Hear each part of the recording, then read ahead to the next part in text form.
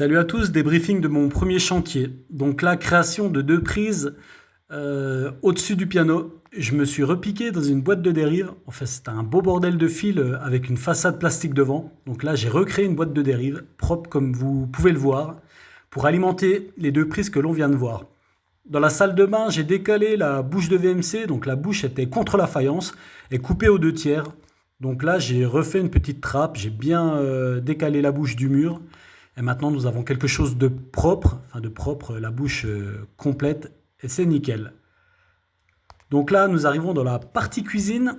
Donc ces trois prises, c'est du mur dur, hein. Donc là, les trois prises étaient dans une boîte d'encastrement placo. Donc là, j'ai tout enlevé. J'ai mis une boîte à sceller trois postes pour mettre ces trois prises. J'ai fait une saignée pour arriver à trois nouvelles prises que j'ai créées. Donc avec une boîte à sceller 3 postes et il y a une prise avec le branchement pour les portables, très pratique. Donc là c'est la prise de la hotte qui était mal située par rapport au plan du cuisiniste.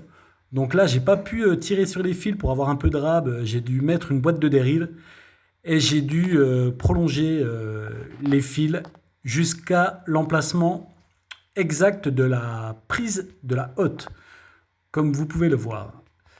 À l'entrée, j'ai créé un simple allumage pour une applique extérieure. Donc simple allumage avec voyant lumineux sur l'inter. Très pratique qui pourra permettre d'allumer une applique en dessous de la marquise et au-dessus de la porte d'entrée. Avec le rebouchage comme vous pouvez voir. Là, nous sommes dans la chambre. Donc j'ai créé 5 postes, 5 prises de courant. Sur le pan de mur qui va recevoir la télévision et tout le matériel qui va avec. J'ai dû me repiquer sur une prise dans la pièce derrière. Donc pour vous dire qu'entre la partie télévision et cette chambre, nous avons un mur porteur qui faisait au moins 80 cm et j'en ai bien chié à le percer.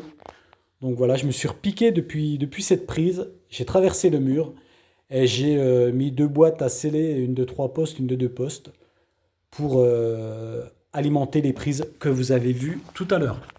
Donc là, on arrive à la partie mezzanine au niveau d'un fauteuil.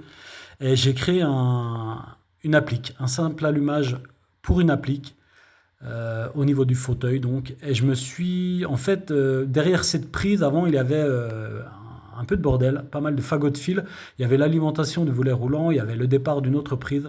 Donc j'ai créé une petite boîte de dérive que vous pouvez voir là. Pour que tous ces départs, toutes ces alimentations partent de là. Et c'est depuis cette boîte de dérive que j'ai créé mon simple allumage pour l'applique que vous avez pu voir juste avant. Il faut voir que j'ai tourné la vidéo avant et là je suis en train de faire l'audio en regardant les images avec vous. Donc il y a toujours un petit décalage entre les images. Voilà. Et donc là nous arrivons à la partie garage. J'ai créé un... Alors là, il y a un double interrupteur, simple allumage pour le garage que vous pouvez voir là, et un simple allumage pareil pour une applique extérieure. Avant, l'applique extérieure, elle venait, c'était une fiche mâle qui venait se brancher dans une prise, donc pas celle-là, là je suis reparti sur du Plexo 9, mais qui venait être alimenté par une prise.